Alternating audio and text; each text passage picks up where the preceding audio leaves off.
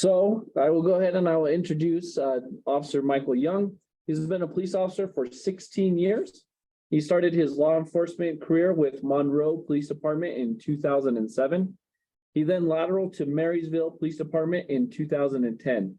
And Marysville is outside of Seattle in Washington.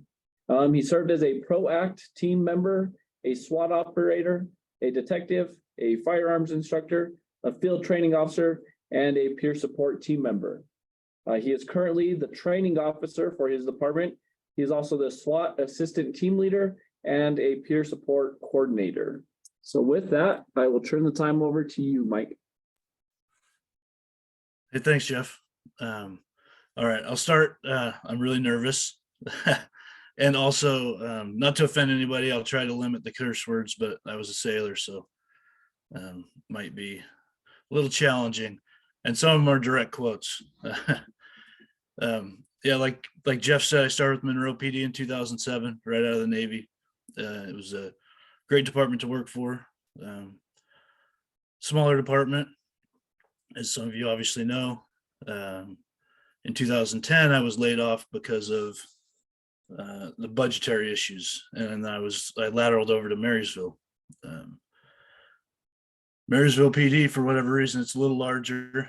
We're about 70 sworn, 70,000 population-ish and growing. But it was a whole nother animal. It almost felt like the Wild Wild West compared to where I came from.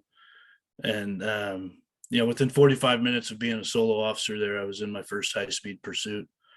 I was by myself until the culminating crash of the pursuit, and it never slowed down from there. It was just wild. A lot of what Dr. Rosenbaum said resonates pretty heavily with me, but I like to use the analogy that I'm a sponge. We're sponges, and every bit of trauma, similar to the dam, every bit of trauma is water poured into that sponge. And eventually, if you don't wring the sponge out, it's saturated and can't hold any more water, and it's just pouring out. And at Marysville, there was constantly water being poured into my sponge. It felt like one out of every 10 cars ran. Everyone fought. There was a lot of death there, a lot of suicides. Pretty nasty collisions. Train versus pedestrians were not uncommon. It was just a lot. About 2.5 years into my employment with Marysville, I was selected to be on the PROACT team, which was like the premier unit in the department. It was like the go-to, the chief's baby. We were the hammer, running and gunning, dealing with problem houses, targeting offenders, working informants, buying drugs. It was awesome. It was it was incredible. It was everything I ever wanted to do in law enforcement. And in that the same week I got selected to be on the PROACT team, I got selected to be on the SWAT team. So it was and then a couple months later, I became a firearms instructor. And, I was at this pinnacle in my career. I was king of the hill. I had, in 2013, my daughters were born. I have twin daughters. I was married, nice house, phenomenal job. I remember thinking, I can't believe they pay me to do this. I would find that when the lottery would get to, like 400 million or whatever, that was the one time I'd buy the ticket, the worst time to buy the ticket. And I remember thinking, okay, if I win the lottery, I have to figure out how to hide the money so I can keep doing this job, right? Which is crazy to me to think about right now. But because if I won $400 million, I promise you I would still help police, and I would not be a police officer. Anyway, so that years and years they're going by, and trauma it's just what it is, right? We don't talk about it. I never talked about it. I didn't even understand it. I'm sure there was resources out there, but it wasn't something that was discussed. It was, God help you if you showed emotions, you would be eaten alive. or viewed as weak, which is like the biggest fear for a man, is to be viewed as weak or not good enough or not able to take care of their business. I remember an incident, maybe around 2013, where a young child died. A 3-year-old climbed up on a dresser and a TV fell down on her and killed her. And I left that scene and I took my car into a dark corner somewhere and cried. It's the first time ever I cried in my car, because I was ashamed, and I was ashamed of myself for even like having these emotions, because it's like, that's weak. That's something that you have to always be tough and be ready to go. So the trauma's building up, and in 2014, October 14th, 2014, we had a major critical incident. It was my first real like major critical incident of my career. I was a PROACT team member. I think we were just tooling around the police department, messing around. That was a lot of our job, waiting for informants to come through. And dispatch advised us of a active shooter incident that, of a drive-by shooting, I guess. Granite Falls Police Department, which is a nearby agency, was shot up. Shortly after, Lake Stevens Police Department was shot up.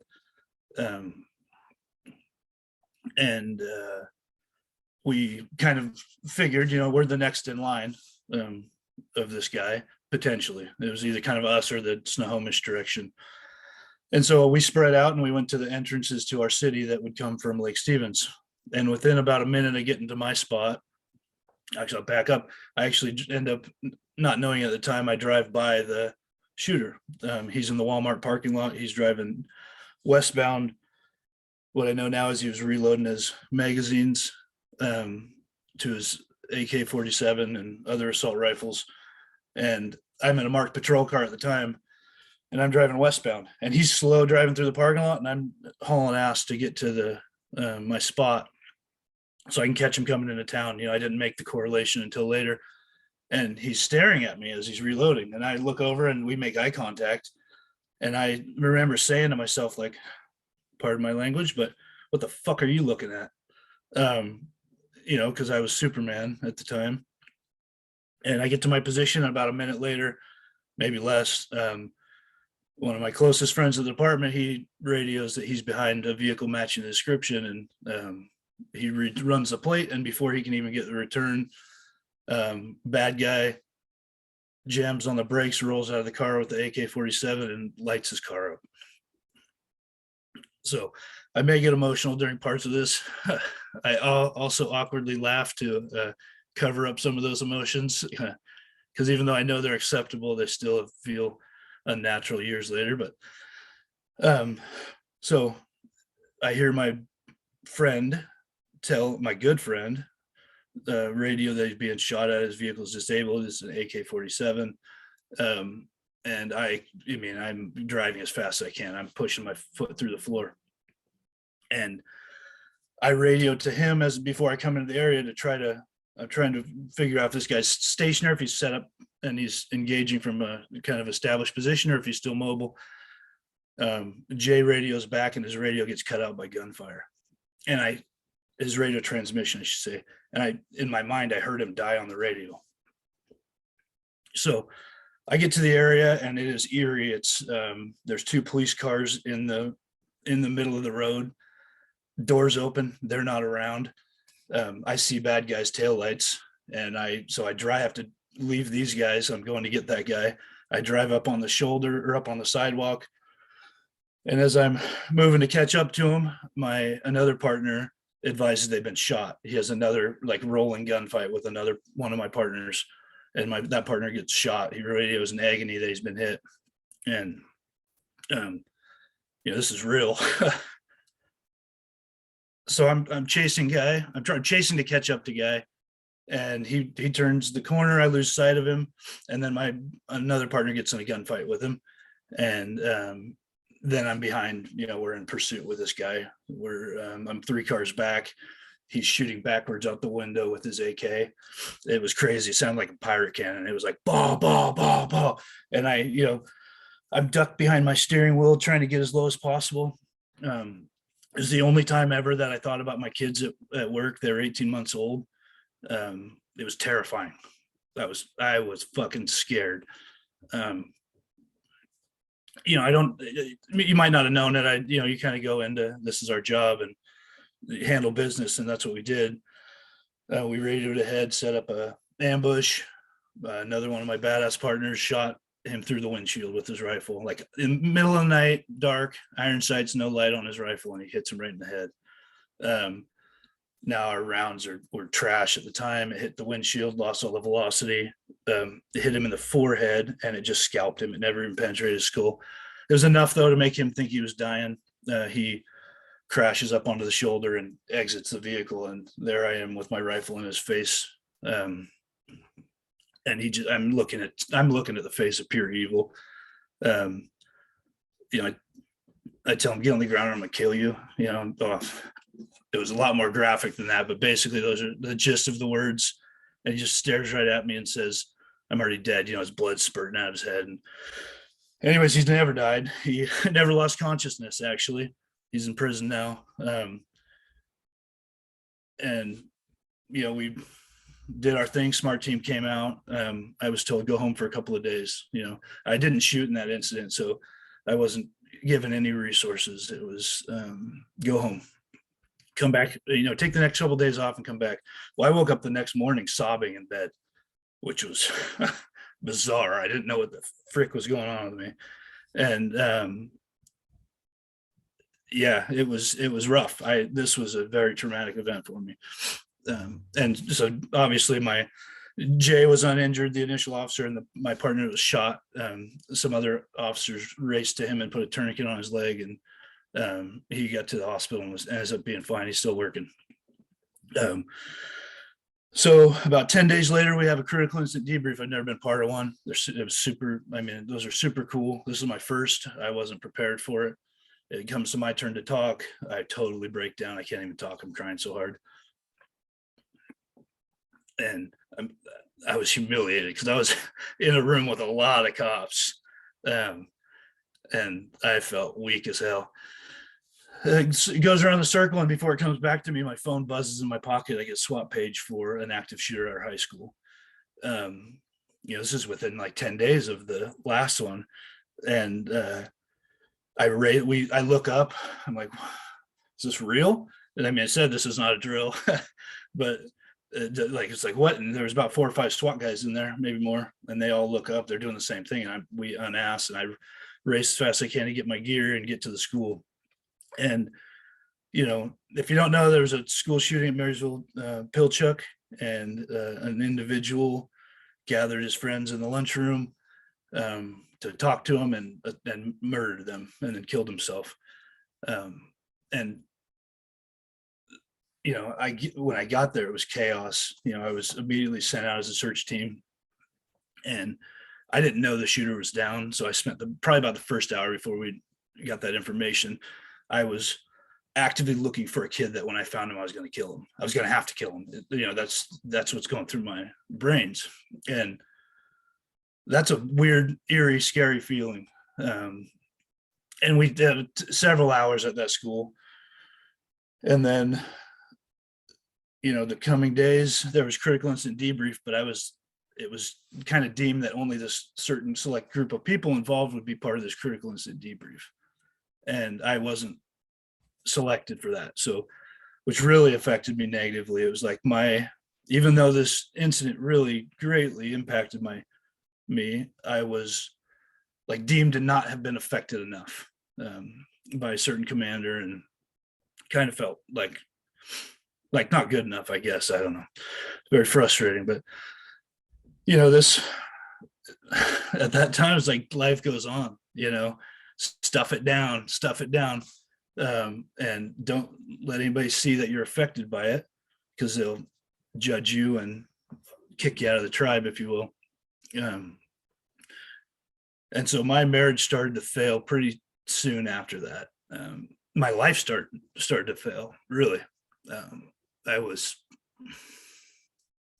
having trouble getting out of bed, angry as hell, not nice to people. I didn't like doing things I previously enjoyed. It was hard to. I mean, I had to really, really get forced to do anything outside of work and, exist at home, I guess. Um, and what I found myself doing was working as much as I possibly could. And there's multiple reasons to that.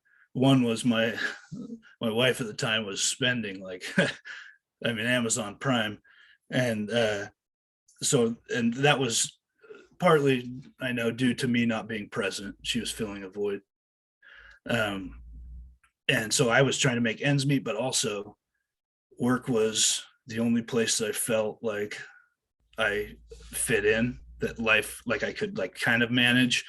Um, I needed to be around the people that I'd been through the bad shit with. I felt comfortable with them.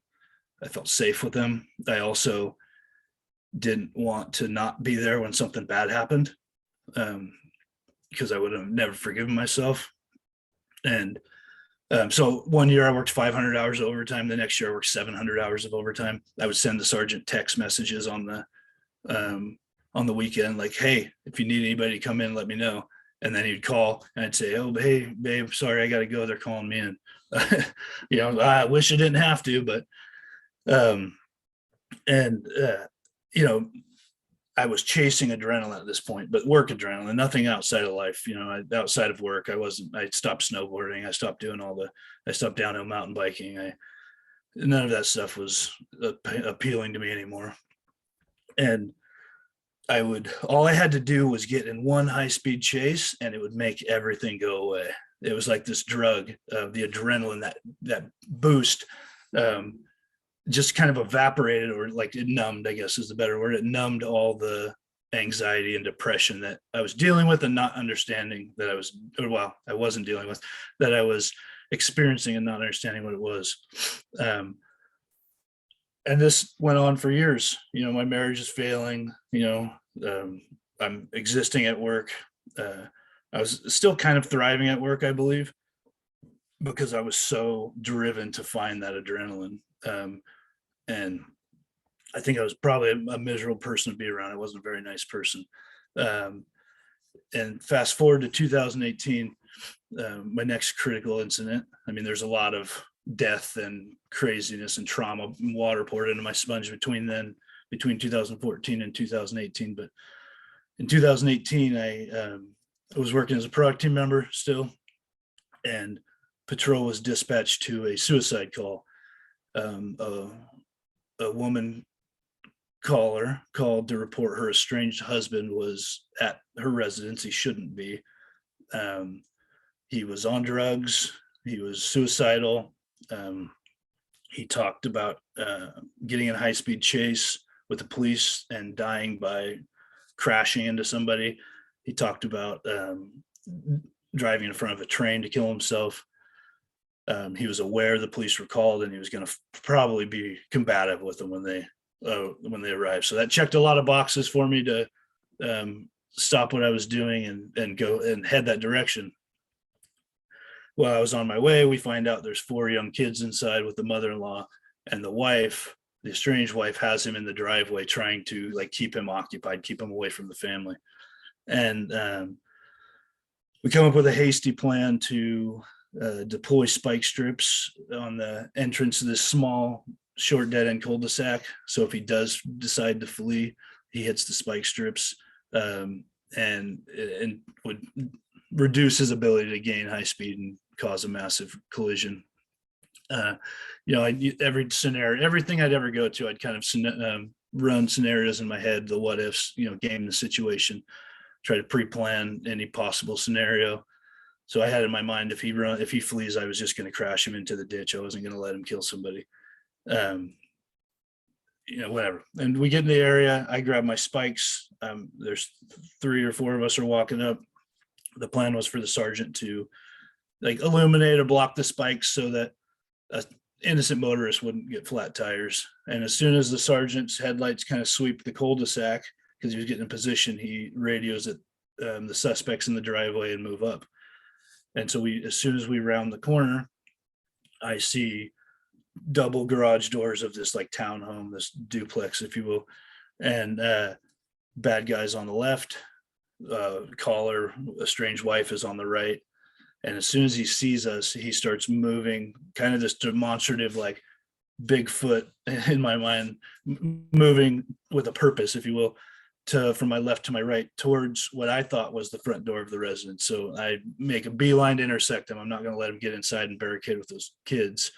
And he changes course at some point, and he grabs, and right as he gets to his wife, she starts screaming, and he grabs her and he's got her around the neck from behind, like the standard kind of hostage situation, if you will.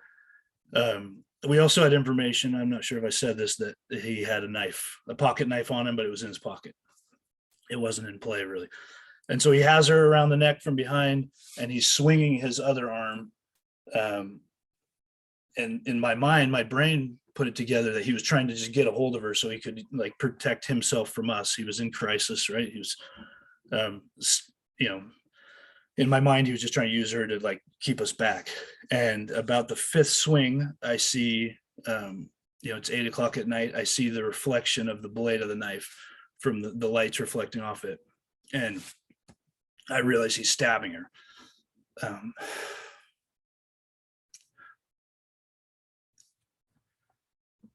We end up killing him. It's a really weird, even looking back at it now, years later, it's crazy to me. I remember in SWAT and firearms school and all on like law enforcement training, you hear about auditory exclusion and tunnel vision, but you can't recreate that. That's not something you can manufacture in training, at least not to my knowledge. And so I'd never experienced it. And it was wild. It went from her screaming to very quiet. My vision was just this tunnel of just him and her, just really their upper bodies even. And I don't remember making conscious decisions. I know I did, but I don't remember like pulling my gun from my holster. I don't remember pressing on target. I don't remember finding the sight picture, looking at my front sight. I remember pressing the trigger, which I did 7 times. Those things happen. I know they happened, obviously, but I don't remember it. I don't remember pressing the trigger. There's things that I know happen. It was like autopilot, I guess, which I attribute to all my training that I got through the Marysville Police Department and the SWAT team.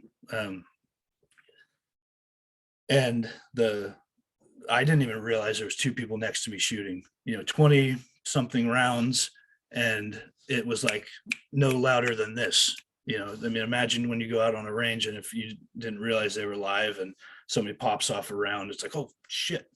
Well, this was going on right next to me and right in front of my face. And it was, the ears protected themselves. They shut off and they fall to the ground. And as they both fall to the ground together, my partner to my left, his last bullet leaves his gun, and the muzzle flash was like dragon's breath. It was crazy. This was all slow motion as well. It matter of seconds, but it was very like it felt slowed down. Well, that muzzle flash snapped away the tunnel vision, and so it opens up, and as they hit the ground, my ears are back, and she's screaming bloody murder because she's dying. And I yell for my partners to cover him. I know through my training, the goal in a hostage situation is to separate the two, hostage taker and the hostage. And so I go to her and I say, come with me, come with me, come with me. And she's paralyzed with fear and pain and whatever, and just screaming. And so I have to like pick her up and drag her. And I drag her to the end of the driveway around the cul-de-sac entrance. And she says, I'm like, where are you hurt? Where are you hurt? I saw her get stabbed. We only had their side profiles and they were touching, and I know we shot her. There's no way she's not shot. I knew I didn't shoot her because I'm a good shot, but I knew she was, I knew she was shot. And so I start sweeping for blood and I'm checking for injuries. And she says to me, help me, I'm dying. He stabbed me in the chest. I have kids inside.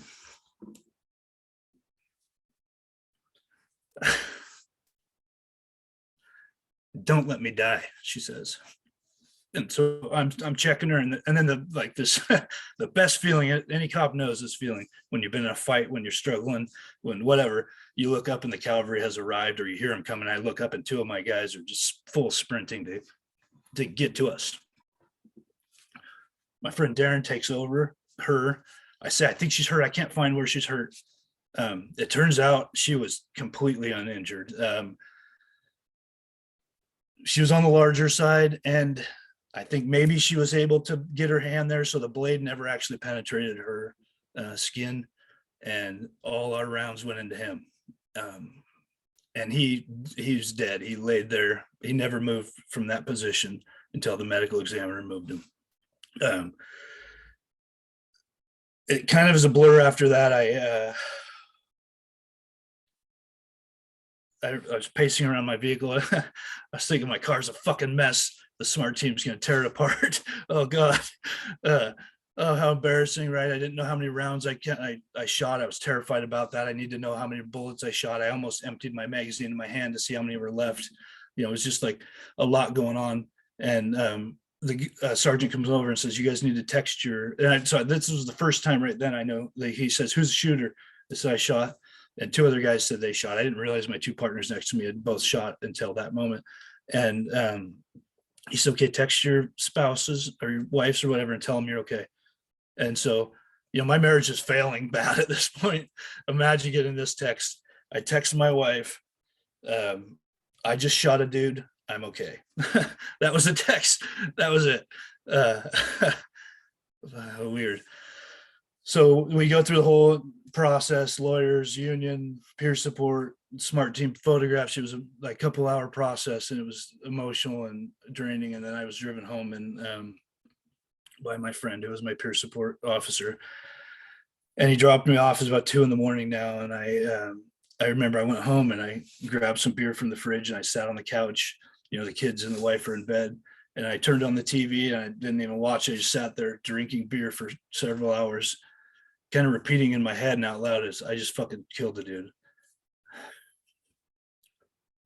Yeah, it was just this heavy, horrible feeling.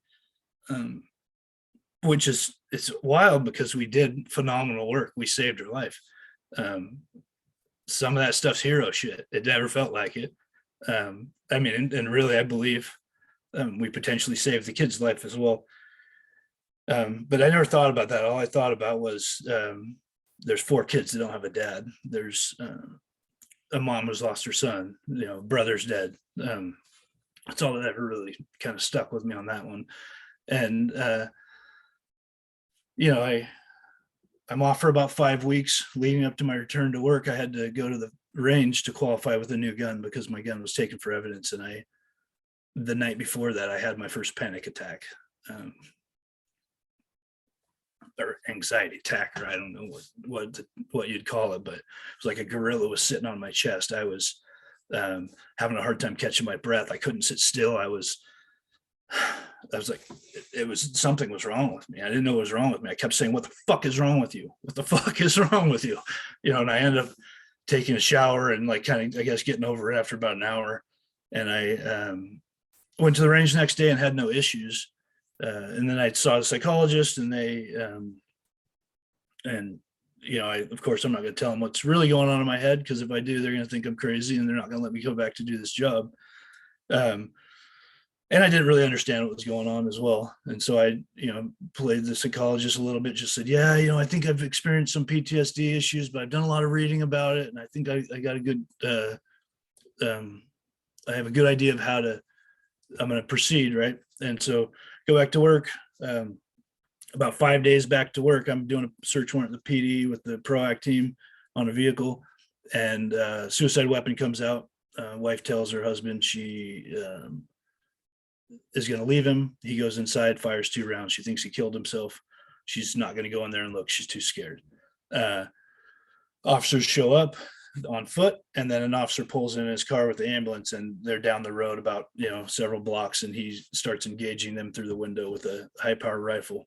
And he shoots the police car and the ambulance, and they radio out, "Shots fired. My car's been hit." It turns into chaos. There's officers kind of pinned down. They don't know where the shooter is. I jumped in our Bearcat, which is our armored SWAT vehicle. And I did that I had 2 other SWAT guys that joined me while I was getting stuff on and getting it ready. And we raced up there and I pushed that sucker to its limits, almost rolled it on one turn. I think it felt like it at least. And as soon as we get there, he starts engaging the Bearcat. I'm taking rounds. My close friend is in the turret, having a gunfight with this guy. Another officer is on the side near a tree, also engaging this guy. I mean, it was chaos. Wife's somewhere there. We have to try to get her to safety.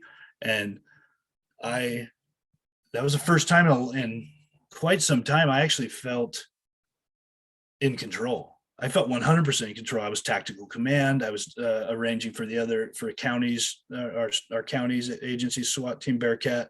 They came and we coordinated this, and basically we got this guy to surrender. He decided he didn't want to die that day.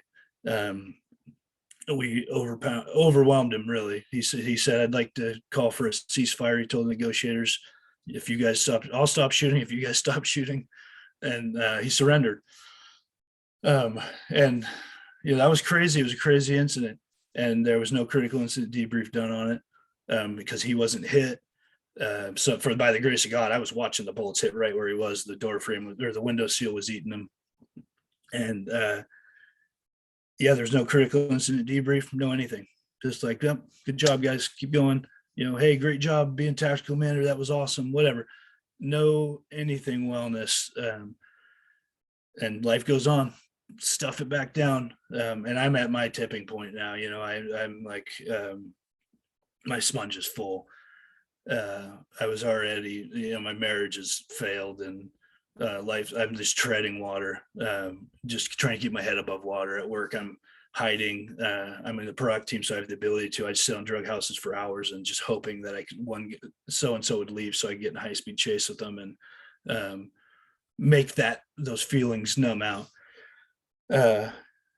The final incident that was like kind of my tipping point, I get in a foot chase with a kid, an 18-year-old kid that I'd known for years, a drug dealer. And as I chase him around the back of the house, he reaches into his waistband and pulls a gun out. And I pull my gun and I'm about to shoot this kid, and he throws it. And then it turns into this I tase him and fight. And the dog comes out, the house empties with all these dirt bags and that shouldn't be there. And it was crazy. Same buddy from the turret comes to he was on the product team with me. He comes to he's the first one there. And it was the whole, the same feeling of everything's okay. Cavalry has arrived, and we get the guy in custody. Good job, high five, great, take him to jail. And then I sat in my car afterwards and I had a panic attack. Just the realization I almost killed somebody else, it's like, and he's a kid, and he's a shitty kid. He's still a kid, he's a young guy. And that's when I knew, it's like, this isn't working. I'm not going to survive this. I was in a dark place, within an 8-year period. I'm king of the freaking hill. I'm everywhere most people want to be in law enforcement: wife, kids, house, all these awesome jobs at work. I go from that to standing in my kitchen with a revolver.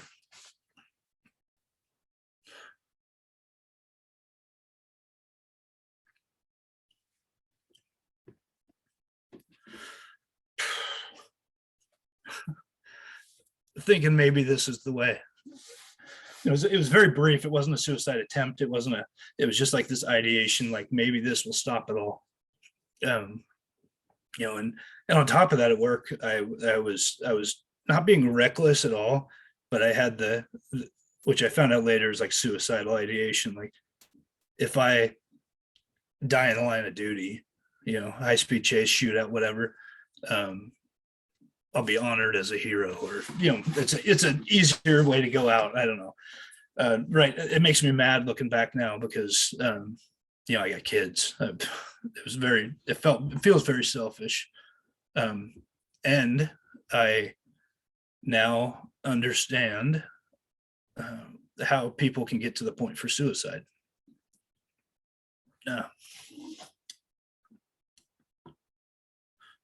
Because I was close. So I reached out to a charity organization shortly after that, Code 4 Northwest. I called them. I said, I don't know what to do. I need help. And they put me in touch with a treatment center in Utah called Deer Hollow. I was on the phone with them the same day. I had no money. I was making tons of money at work. One year I made $150,000 with the overtime. I had nothing, I didn't have any money in the bank. That money was gone. And I talked to Lisa from Deer Hollow, and she said, yeah, we can get you in. I said, Lisa, I don't have any money. And so she called Code 4 and they sponsored me. So with my insurance and Code 4, and I had to pay $200 or $2,500 out of my flex spending account, my medical account. I was able to afford this treatment center. It was really hard telling my boss I needed to go to treatment, right? I was terrified because if these guys know what's going on up here, they're going to take my gun and my badge away. They're going to take me off the SWAT team. They're going to take me off the PROAC team. I'm not going to be able to provide for my family. But I knew, okay, that's the risk. It's better I'm here and without a job than not here. And so I told my boss, I asked him not to tell anybody. He had to tell the commander. The commander told me to tell the chief, or I said I should tell the chief.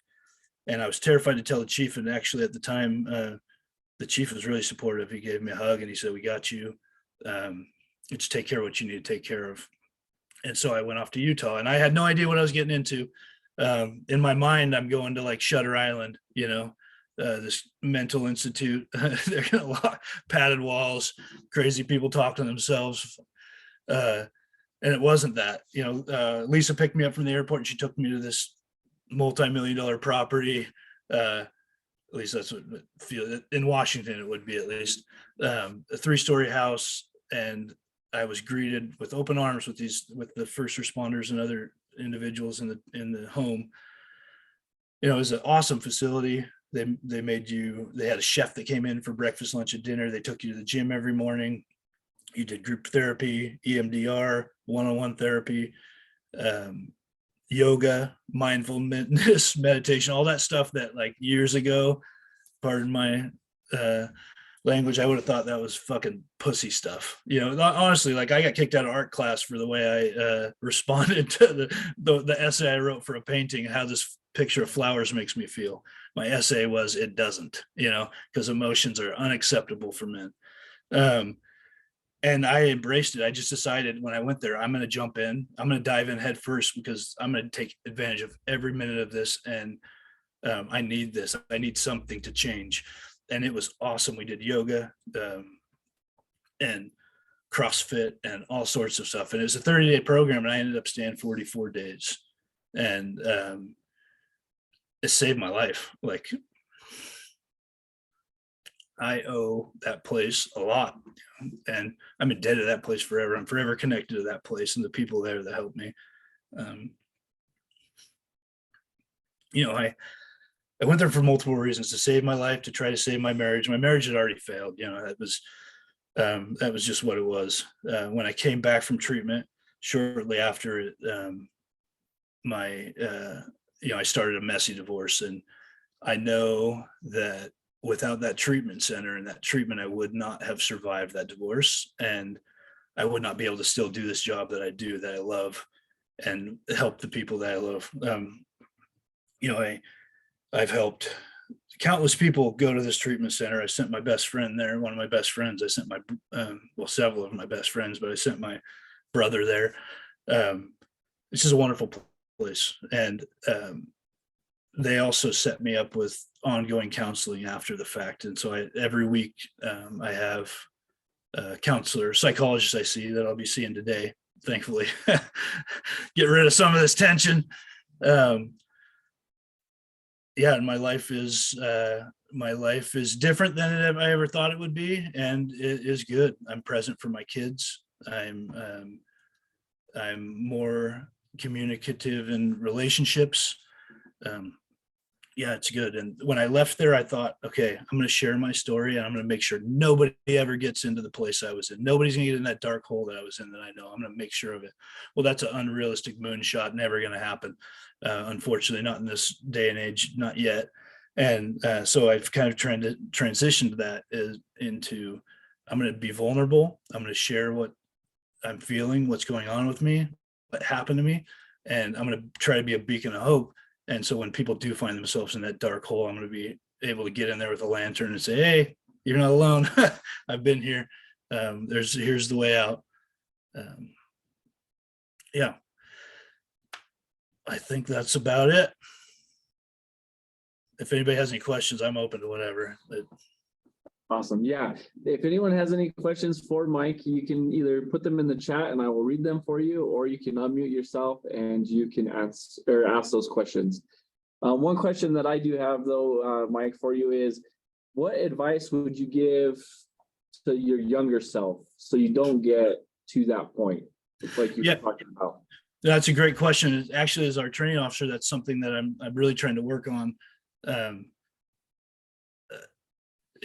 incorporating in our agency is getting these people to take care of themselves early, getting these people to address the traumas more as they happen and less as they pile up and become, that water pressure against the dam. Counseling is a big one. Like you said, talk therapy. Get yourself a counselor, right? A therapist, a psychologist. Get yourself somebody to talk to on a regular basis, because for me, that's a saving grace for me, is the ability to have my psychologist I talk to regularly. Definitely. And those that work for the Albuquerque Police Department, just a reminder, we do get free therapy through the department. And so it is confidential. You don't have to go through BSS, or you go through BSS, but you can go and get it outsourced to another agency if you're concerned about it. But that definitely huge. So Elizabeth Berna, she stated, thank you so much for your vulnerability and expertise in sharing. And then Patricia St. Ange said, thank you for sharing. And Tony Lockhart said, truly inspiring. Thank you, Michael. Hey, Michael, it's Melissa. Thank you so much for doing this. It's really an honor to have you. And and I'm just really grateful that you chose to come and present with us. So the treatment that you went to was for PT or trauma, right? Yeah, trauma-based therapy. I'm curious, like how much about what was happening to you did you understand when you got there? Does that make sense? Like, yeah, no, I didn't. Yeah. No, I didn't know what was going on. I would walk by the mirror and be like, what the fuck is wrong with you? Like, I was so mad at myself for like being weak, and like I felt broken. Honestly, this is an interesting thing. When I left, I told a couple of close friends, and I asked them not to tell anybody. And I told them, everyone's going to see that I'm on admin. They're going to see FMLA on the calendar, and they're going to know I'm gone. And naturally, they'll probably assume that I went for an alcohol issue, because that's what cops do. They get alcohol issues, and that's what they go to treatment for. And I was okay with that, which wasn't my issue. I wasn't okay with them knowing that I went for PTSD, because that's a mental thing. And I didn't want them to think I was crazy. And then obviously through the process, I realized like, it doesn't matter what they think. If they're going to judge me negatively, that's on them. But if I can help one person, then, and help them also understand, because I didn't know, I thought I was alone in this process. I thought something was wrong with me. Nothing. I didn't think that anybody else was dealing with it. I thought PTSD was something that people with the military got. I didn't think that it was possible for me to have this. I didn't understand it at all until I got there. Yeah, I think that's really great insight, because in my experience, a lot of times, I make the assumption that people either want to know exactly what is wrong prior to seeking help, right? Or a big question I get in my position is like, do you think this is bad enough for treatment? Like, whatever the symptoms are, whatever is happening, like, do you think this is bad enough for couples counseling or this or whatever? And no, I think that's a good point. I try to share with people is trauma's not a competition, right? I've had some crazy incidences, some highlight reel incidences, but that isn't that doesn't diminish the trauma that you or somebody else experiences. A bad car crash is traumatic. Bad shit is bad shit. If you see it, it affects you. If you experience it, it affects you. We're humans. We're not, you know, it's okay to not be okay. I didn't understand that. And I get that a lot, like, oh, I haven't been through what you've been through. Well, that's not true. If you've been a police officer for like a long period of time, you have been through what I've been through, maybe on a different level, but you've experienced a lot of what I deal with. Well, thank you again. Yes, thank you very much. That was great. Mitchell, I'm gonna mess up his last name, Bupri. Hopefully I said that correctly. He said those things are not easy to talk about, but thank you for sharing, Michael. And then I'm gonna mess this name up too, and I apologize. I believe it's Tanya Molosky. She said, Mike, it is incredible of you to open up and share your story in such a deep dive and honest way. You will make difference for others, and thank you. Hopefully I didn't butcher those names too bad. I totally did. I apologize. I'm not good with names, especially if they're not Spanish. So does anyone else have any comments or questions for Mike?